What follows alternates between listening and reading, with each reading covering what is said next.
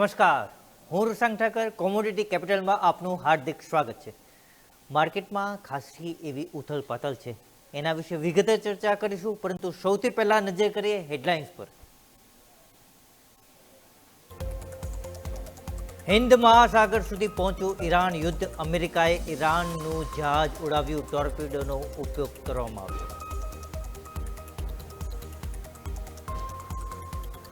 ક્રૂડની કિંમતોમાં તેજી યથાવત. બ્રેન્ડનો ભાવ $83 પાર. એમસીએક્સ પર લગભગ 3% વધારો. સોના ચાંદીમાં ચમક જળવાઈ રહી. સોનામાં મામૂલી વધારા સાથે શરૂઆત, જ્યારે સિલ્વરમાં 2% વધારો. કોપરની કિંમતોમાં ઘટાડો. ચીને જીડીપી વૃદ્ધિનો ટાર્ગેટ ઘટાડ્યો, જેની સીધી અસર તમામ બેઝ મેટલ્સની કિંમતો પર પડી.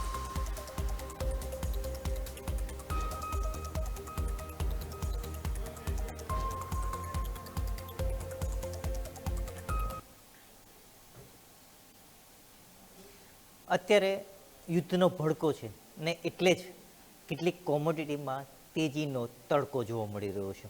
આ બાજુ મિસાઇલો ઉડી રહી છે ને બીજી બાજુ ક્રૂડની કિંમતો રોકેટની ગતિએ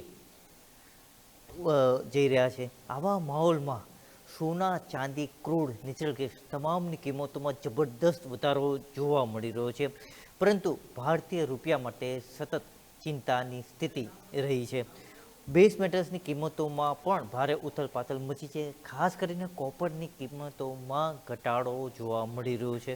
તો આવી સ્થિતિમાં ઓવરઓલ રોકાણ માટે કઈ તકો છે, તમારા માટે નફો ક્યાં જોવા મળશે, એના વિશે ચર્ચા કરવા માટે આપણી સાથે જોડાય છે ટ્રેડબુલ સિક્યુરિટીઝના ભાવિકભાઈ પટેલ. ભાવિકભાઈ, આપનું હાર્દિક સ્વાગત છે. Good morning. Thank you. સૌથી પહેલાં ભારતીય રૂપિયાની વાત કરતો અત્યારે મામૂલી મજબૂતી જોવા મળી રહી છે. 51.57ની સપાટી છે, એટલે મામૂલી મજબૂતી છે. પણ ઓવરઓલ આપણે જોઈએ તો જ્યારથી યુદ્ધ શરૂ થયું છે ત્યારથી ક્રૂડની કિંમતો હતી, એની રૂપિયા પર સીધી અસર જોવા મળી છે. તો આપણે હવે 93 લેવલ તમે જોઈ રહ્યા છો? હા, કારણ કે આજે આપણે જોઈ રહ્યા છે કે આરબીઆઈનું ઇન્ટરવેન્શન આવ્યું છે એટલે જ રૂપિયો મજબૂત થયો છે. બાકી અધરવાઇઝ ડોલર ઇન્ડેક્સમાં જોઈએ તો ડોલર હજી પણ મજબૂત છે. જે રીતે કાચા તેલના પ્રાઇસ વધી રહ્યા છે અને જે રીતે ઇક્વિટીમાં એફઆઈનું સેલિંગ જો ચાલુ રહ્યું છે એ જોતા તો લાગે છે કે રૂપિયો જે છે હજી નબળાઈ થઈ શકે છે. એટલે વચ્ચે સ્પોરેટિકલી આરબીઆઈ થોડુંક ઇન્ટરવેન કરશે, બટ મને અહીંયાથી નથી લાગતું કે બહુ મેજર આપણે રૂપિયો જે છે એપ્રિશિએટ થાય. ઇનફેક્ટ અહીંયાથી હજી પણ લાગે છે કે ડેપ્રિશિએટ જ થશે અને 93 થી 93.50 સુધીનું લેવલ જે છે એ મને લાગે છે કે જોવા મળી જશે. એટલે હાલ અત્યારના જેટલી આ કોન્ફ્લિક્ટ વધે છે અને જેટલો ક્રૂડના પ્રાઇસ વધે છે એટલું જ આપણે રૂપિયા પર વધારે દબાણ રહેશે. ઓવરઓલ આ જે યુદ્ધ છે એનાથી શિપમેન્ટ પર અસર થઈ છે, એનાથી ટ્રેડ ડિફિસિટ આપણી વધશે, તો એની પણ એક નેગેટિવ અસર જોવા મળશે. એની પણ નેગેટિવ અસર જોવા મળશે. બીજું એ પણ છે કે આપણે અત્યારના ઘણું બધું એક્સપોર્ટ આપણે જે ઈરાન ને મિડલ ઇસ્ટમાં કરતા હતા એ બધું અત્યારના બધું સ્ટોપ થઈ ગયું છે. ખાસ કરીને ઈરાનમાં આપણે જોઈએ તો ચોખા આપણે બાસમતી રાઈસ કરતા હતા અને મિડલ ઇસ્ટમાં મોસ્ટ ઓફ આપણે જે ગુડ્સ જે છે એ એક્સપોર્ટ ને ઇમ્પોર્ટ કરતા હતા. હવે આ અત્યારના જે રીતે સ્ટેટ ઓફ હોર્મોઝ ગયું છે એટલે ખાલી ટેન્કરો નહીં પણ બધી જ વસ્તુઓ જે છે એ બધી જ બંધ થઈ ગઈ છે. એટલે આગળ જતાં આપણું જે એક્સપોર્ટ જે માર્કેટ છે એ પણ ધોવાશે, ઇમ્પોર્ટ માર્કેટ પણ ધોવાશે. એટલે અગેન એનું પણ પ્રેશર જે છે રૂપી પર રહેશે. એટલે આઈ થિંક આ જો 10-15 દિવસમાં સ્ટેટ ઓફ હોર્મોઝ ઓપન નહીં થાય તો મને લાગે છે કે આગળ જતા રૂપિયાને વધારે ખરાબ ઇફેક્ટ થઈ શકે છે. બિલકુલ.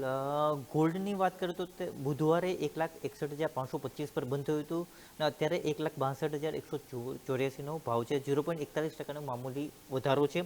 બુધવારે આપણે લગભગ 0.26%નો ઘટાડો જોયો હતો. તો આજે કેવી સ્થિતિ જોવા મળી છે? વેલ, હજી પણ મને લાગે છે કે ગોલ્ડ થોડુંક કોન્સોલિડેટ થશે, કારણ કે યુઝ્યુઅલી આપણે જોઈએ છે કે જ્યારે જ્યારે પણ જીઓપોલિટિકલ અનસર્ટનિટી હોય છે ત્યારે લોકો સેફ હેવન શોધતા હોય છે અને સેફ હેવન અત્યાર સુધી ડોલર અને ગોલ્ડ હતું. અને છેલ્લા 2 વર્ષમાં જોઈએ તો ડોલર જતું રહ્યું હતું અને ગોલ્ડ હતું, પણ આ વખતે સ્થિતિ થોડીક અલગ છે કે જ્યાં અત્યારના યુએસ ઇન્વોલ્વ છે અત્યારના એટેકમાં ઈરાન જોડે, એટલે લોકોને સેફટી વધારે ડોલરમાં દેખાઈ રહી છે, ગોલ્ડમાં નહીં, કારણ કે ગોલ્ડમાં ઓલરેડી સારું એવું રનઅપ આવી ચૂક્યું છે. જ્યારે એની સામે આપણે ડોલર જોઈએ તો ડોલર ઘણો હજી વીક દેખાતો હતો. બીજું એ પણ છે કે અત્યારના સેફ હેવન ત્રીજી જે એસેટ ક્લાસ હતી એ છે બોન્ડ્સ, અને અત્યારના માર્કેટને બોન્ડ્સમાં વધારે રસ દેખાઈ રહ્યો છે. એટલે જ આપણે જોઈ રહ્યા છીએ કે યુએસ ટ્રેઝરી yield છે એ 4.9% આવી ગઈ છે. અને જ્યારે પણ યુએસ ટ્રેઝરી yield અને ડોલર બેમાં તેજી આવે છે ત્યારે ગોલ્ડમાં આપણે વીકનેસ જોવા મળે છે. એટલે આ વખતે આ કોન્ફ્લિક્ટમાં આપણને સોનામાં કોઈ મોટી તેજી નથી જોવા મળી, ઇનફેક્ટ થોડું કરેક્શન એ જોવા મળ્યું છે. એટલે હાલ અત્યારના મને લાગે છે કે ઇન્વેસ્ટર્સને ભરોસો બોન્ડ તરફ એ વધારે છે, કારણ કે અત્યારના જે રીતે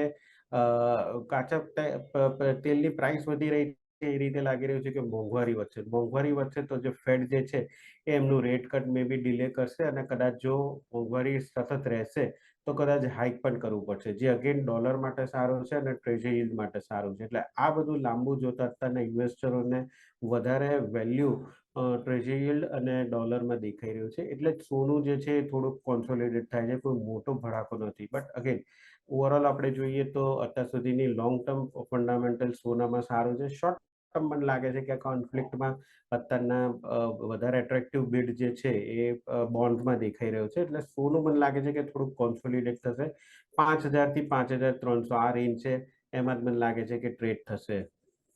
બિલકુલ, આ એક જોય આલુકાસ છે, આપણે બિલિયનર બધા જાણે છે. એમણે કીધું છે કે સોનાના ભાવમાં ખૂબ જ વધારો થશે. એમની પાસે લગભગ 16,000 કિલો ગોલ્ડની ઇન્વેન્ટરી છે. તો આ યર એન્ડમાં તમે કયા ભાવ જોઈ રહ્યા છો યર એન્ડ સુધી? વેલ, યર એન્ડમાં તો મને હજી લાગે છે કે 180 થી 185 સુધીનું પ્રાઇસીસ ગોલ્ડમાં જોવા મળી જશે. અત્યારના જેમ મેં કીધું કે લોંગ ટર્મ ફંડામેન્ટલ તો સારા છે, કોઈ ચેન્જ નથી થયા, બટ શોર્ટ ટર્મમાં લાગી રહ્યો છે કે અત્યારના જે ગોલ્ડની સેફ હેવન બીડ જે છે એના બદલે આપણે બોન્ડ્સમાં દેખાઈ રહ્યો છે સેફ હેવન બીડ. એટલે જ સોનું ચાલી નથી રહ્યું. સોનું ઓલરેડી આપણે જોયું હતું કે ગયા વર્ષ 4,000 થી ઓલરેડી 5,400 સુધી ચાલી ચૂક્યું છે, અને બહુ મોટું કોન્સોલિડેટ નથી થયું. એટલે મને લાગે છે કે હાલ અત્યારના એટલીસ્ટ આ જે કોન્ફ્લિક્ટ છે ત્યાં થોડુંક સોનું કોન્સોલિડેટ થશે, અને પછી મે બી સેકન્ડ હાફમાં આપણને ફરીથી તેજી જોવા મળી શકે છે. બિલકુલ, હવે સિલ્વરની વાત કરીએ તો અત્યારે લગભગ 1.93%નો ઉછાળો છે, 2,70,677નું લેવલ છે. અને બુધવારે 2,65,560 પર બંધ થયું હતું. એ વખતે 0.09%નો ઘટાડો જોવા મળ્યો હતો. ઓવરઓલ વધારે વોલેટિલિટી સિલ્વરમાં આપણે જોઈ રહ્યા છે. તો અત્યારે ભાવ છે આજના દિવસે, તો એ ડાઉન સાઇડ જોઈ રહ્યા છે કે અત્યારે આ જે વધારો છે એ જળવાઈ રહેશે? મને લાગે છે કે થોડુંક જળવાઈ જ રહેશે. બહુ મોટું અત્યારના કરેક્શન નથી દેખાતું, પણ આજના દિવસમાં બહુ મોટી તેજી પણ નથી દેખાતી. અને અગેન જે મેં કીધું છે કે હાલ અત્યારના જે લોકોને ઇન્વેસ્ટમેન્ટ માટે જે એટ્રેક્ટિવ એટેન્શન દેખાઈ રહ્યો છે એ છે બોન્ડ્સ. બીજું એક આપણે જોઈ રહ્યા છે કે માર્કેટમાં થોડુંક લિક્વિડિટી ક્રંચ પણ છે, કારણ કે 2 દિવસ આપણે જો કે જે રીતે જ્યારે વોર સ્ટાર્ટ થઈ ત્યારે સોમવારથી જ ઇક્વિટી માર્કેટમાં કરેક્શન થયું હતું. એટલે લોકોને જો એ લોકોનું પોઝિશન હોલ્ડ કરવી હોય તો માર્જિન પ્રેશર માટે બીજી એસેટ ક્લાસ કે જ્યાં એ લોકોને પૈસા મળતા હતા ત્યાંથી કાઢી અને ઇક્વિટીમાં એ લોકોએ પૈસા નાખ્યા, ત્યાં કારણ કે એમની પોઝિશન એ લોકો હોલ્ડ કરી શકે. અને યુઝ્યુઅલી આપણે જોયું હતું કે આની પહેલા કયા એસેટ ક્લાસમાં આપણને તેજી જોવા મળી હતી? ગોલ્ડ અને સિલ્વર હતો. એટલે લોકોએ ગોલ્ડ અને સિલ્વર વેચ્યું, પ્રોફિટ બુક કર્યું, અને એ જ કેપિટલ અત્યારના ઇક્વિટી માર્કેટમાં ડિપ્લોય કરી એમની પોઝિશન હોલ્ડ કરવા માટે. એટલે જ આપણે જોઈ રહ્યા છે કે હાલ અત્યારના ગોલ્ડ સિલ્વરમાં પણ થોડીક વીકનેસ ચાલી રહી છે, અને સાથે સાથે ઇક્વિટી માર્કેટમાં તો વીકનેસ કન્ટિન્યુ જ રહી છે. એટલે મને લાગે છે કે થોડુંક લિક્વિડિટી ક્રંચના લીધે પણ સિલ્વર જે છે એમાં થોડીક વીકનેસ જોવા મળી રહી છે. I think gold silver ratio આપણે જોઈએ તો અત્યારે ન્યુટ્રલ છે 61ની આસપાસ. જો આ 55ની નીચે જાય તો મને લાગે છે કે ડેફિનેટલી સિલ્વર આઉટ પરફોર્મ થશે.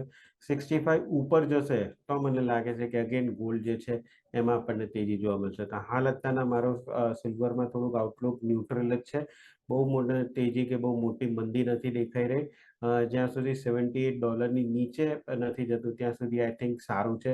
બટ 86-88 ઉપર સસ્ટેન થાય એવું નથી દેખાઈ રહ્યું. એટલે 78 થી 86ની એક રેન્જ જે છે એમાં જ લાગે છે કે ટ્રેડ કરશે.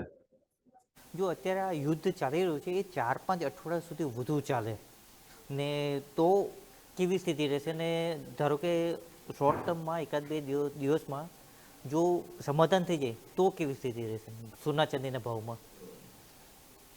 થોડુંક મને લાગે છે કે જો લોંગ ટર્મ આ 10-15 દિવસ ચાલશે તો અગેન આઈ થિંક ડોલર અને ટ્રેઝરીમાં જ તેજી જોવા મળશે ને ગોલ્ડ સિલ્વરમાં આપણને બહુ મોટી તેજી જોવા નહીં મળે. બટ જો આ 2 દિવસ 3 દિવસમાં આઈ થિંક રેપઅપ થશે તો ડેફિનેટલી મને લાગે છે કે ઇક્વિટી માર્કેટ સાથે સાથે ગોલ્ડ સિલ્વર એ ત્રણેયમાં આપણને તેજી જોવા મળશે. એટલે આઈ થિંક એ જોવાનું છે કે ક્યારે આ રેપઅપ થાય છે આ યુદ્ધ. બટ જો થશે બંધ તો મને લાગે છે કે ઇક્વિટી માર્કેટ સૌથી પહેલા તેજી જોવા મળશે, એના પછી આપણને થોડું ગોલ્ડ અને સિલ્વરમાં મળશે. બિલકુલ. ગોલ્ડ સિલ્વર બાદ ક્રૂડ નેચરલ ગેસ અને કોપરની વાત કરીશું, પરંતુ અત્યારે એક સમય છે નાનકડા બ્રેકનો.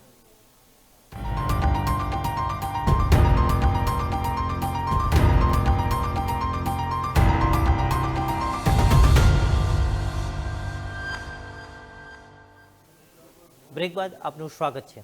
અત્યારે ક્રૂડ ઓઇલની કિંમતોમાં જબરદસ્ત ઉછાળો જોવા મળી રહ્યો છે. જ્યારથી ઈરાનનું યુદ્ધ શરૂ થયું છે ત્યારથી એના ભાવમાં જબરદસ્ત વધારો જોવા મળી રહ્યો છે. અત્યારે 2.58% વધારા સાથે M6 પર 7,116નો ભાવ છે. જ્યારે બ્રેન્ટની વાત કરીએ તો અત્યારે બિલકુલ 84 ને પાર થઈ ગયો છે. જે ભાવ આપણે જો M6 પર $6,000 આસપાસ જોતા હતા તેમાં લગભગ ₹1,000 કરતાં પણ વધુનો વધારો જોવા મળ્યો છે. બુધવારે 6,937 પર બંધ થયો હતો, એમાં 0.47%નો ઘટાડો જોવા મળ્યો હતો. મુખ્ય ફોકસ એ છે કે સ્ટ્રેટ ઓફ હોર્મુઝમાંથી જે ક્રૂડ ઓઇલ સપ્લાય થાય છે, વિશ્વનું લગભગ 20% ઓઇલ ત્યાંથી સપ્લાય થાય છે. હવે ઇસ્લામિક રિવોલ્યુશનરી ગાર્ડ કોર્પ્સ એટલે કે ઈરાનની સેનાએ ધમકી આપી છે કે અમે આ સ્ટેટ ઓફ હોર્મુઝને બંધ કરી રહ્યા છે ને એટલે ત્યાંથી પસાર થતા જહાજો પર અમે હુમલો કરીશું ને એના પછી ભાવમાં જબરદસ્ત અત્યારે વધારો જોવા મળી રહ્યો છે. આપણે ત્યાં ભારતમાં જેટલું પણ ક્રૂડ ઓઇલ સપ્લાય થાય છે તેથી ઓલમોસ્ટ 50% સપ્લાય આ સ્ટેટ ઓફ હોર્મુઝમાંથી થાય છે ને એના લીધે પણ આપણને પણ સીધી અસર થઈ શકે છે.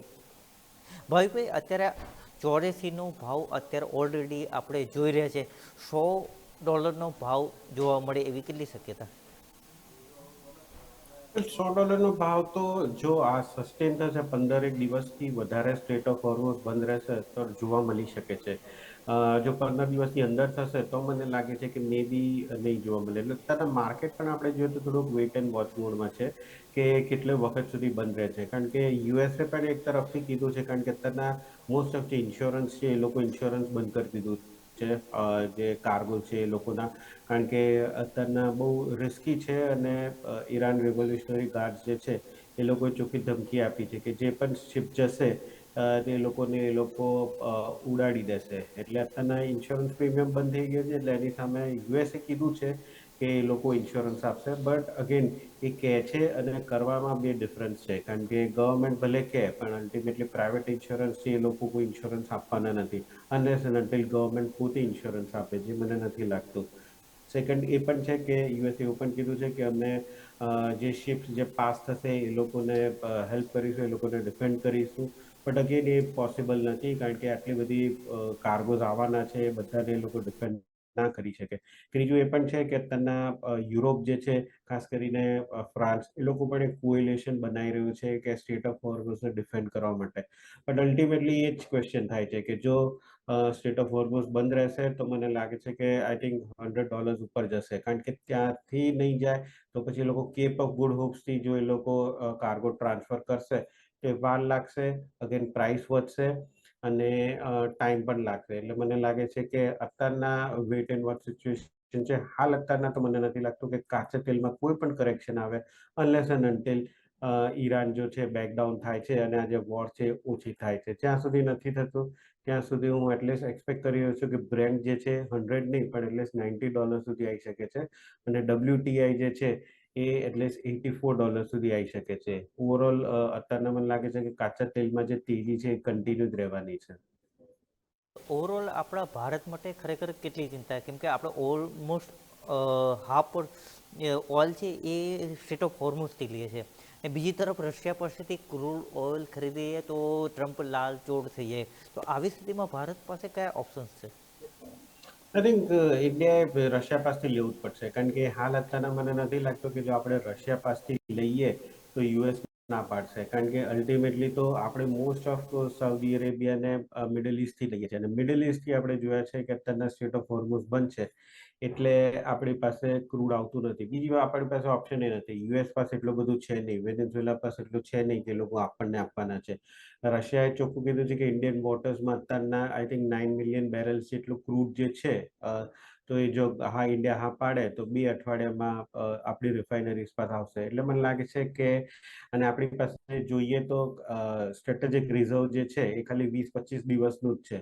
એટલે અલ્ટિમેટલી જો અઠવાડિયા સુધી આ સ્ટેટ ઓફ હોર્મઝ બંધ રહેશે તો ઇન્ડિયા ડેફિનેટલી મને લાગે છે કે રશિયા પાસેથી ક્રૂડ લેશે, કારણ કે બીજા આપણી પાસે એવેન્યુ જ નથી.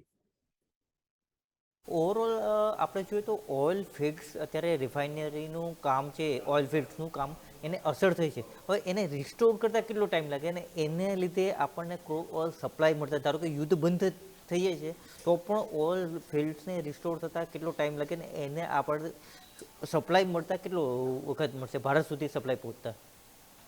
ઘણી બધી શિપો જે છે એ અત્યારના ડોક થઈ ગઈ છે, એટલે જે રૂટ આવવાનું હતું સ્ટ્રેટ ઓફ હોર્મોઝથી એ અત્યારના એ લોકોએ ત્યાંથી નથી, પણ એન્કર એટલે બહુ ઘણી બધી શિપો દરિયામાં તો છે. હવે જો એકવાર સ્ટ્રેટ ઓફ હોર્મોઝ ચાલુ થાય તો એ બધી જે શિપો જે આપણે ઇન્ડિયા આવવાની છે એ સ્ટાર્ટ થઈ જાય, એટલે ટાઈમ તો બહુ બગડશે નહીં. હા, તમે જેમ કીધું કે આપણે ત્યાંની રિફાઇનરીઝ જે છે, જે પ્રોડક્શન છે એ રીસ્ટાર્ટ થતા વાર લાગે, પણ રીસ્ટાર્ટ થતા લાગે છે કે અઠવાડિયાથી વધારે વાર નહીં થાય. એટલે આપણે જોઈએ ને તો આપણને એક અઠવાડિયાથી 15 દિવસની ડીલે થઈ શકે છે. એટલે એ રીતે જ ગણતરી જોતા જ મને લાગે છે કે ગવર્મેન્ટ જે છે એ કોઈક પગલું લેશે કે રશિયા તરફથી, કારણ કે અત્યારના પણ આપણે જો રશિયા પરથી ઓર્ડર આપીએ તો પણ આપણને 3 અઠવાડિયા લાગે એ ક્રૂડ આવતા.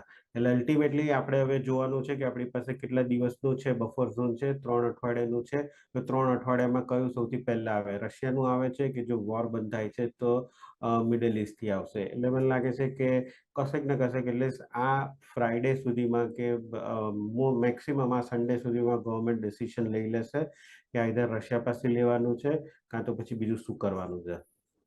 બિલકુલ. હવે નેચરલ ગેસની વાત કરીએ તો ત્યાં એ પણ સ્ટેટ ઓફ હોર્મુઝથી જ આવે છે. કતારે એનર્જી છે, કતારે પ્રોડક્શન બંધ કરી દીધું છે, તો એને પણ કંઈક અંશે ગુજરાતના ઉદ્યોગોને કેટલી અસર થશે?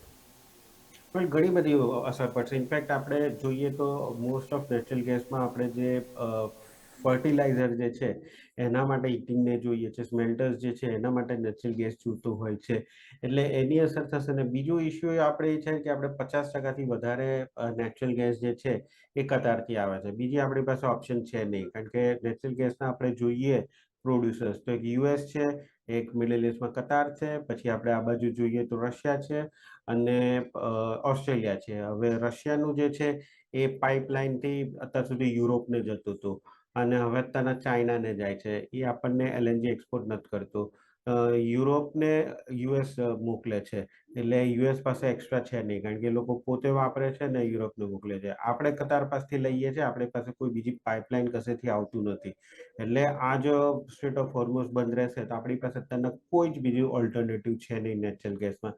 એટલે જ અત્યારના ઘણી બધી ફર્ટિલાઇઝર કંપની છે, યુરિયા કંપની છે, એ લોકો એમનું પ્રોડક્શન ઓછું કર્યું છે, કારણ કે નેચરલ ગેસ અત્યારના છે નહીં. એટલે મને લાગે છે કે ક્રૂડ કરતાં નેચરલ ગેસનો આપણને વધારે માર પડશે, કારણ કે આપણી પાસે બીજો કોઈ ઓલ્ટરનેટિવ સોર્સ નથી.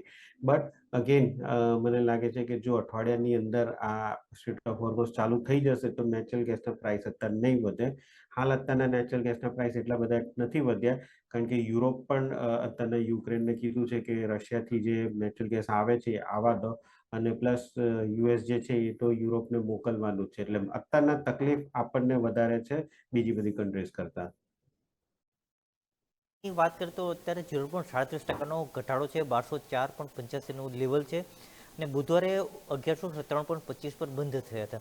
કોપરમાં અત્યારે આ ઘટાડો છે એ ચીનની જ અસર છે કે જ્યાંથી જીડીપી ગ્રોથનો અંદાજ છે, ટાર્ગેટ છે એ ઘટાડવામાં આવ્યો છે, તો એની જ એકમાત્ર અસર છે કે બીજું કોઈ ફેક્ટર કામ કરે છે?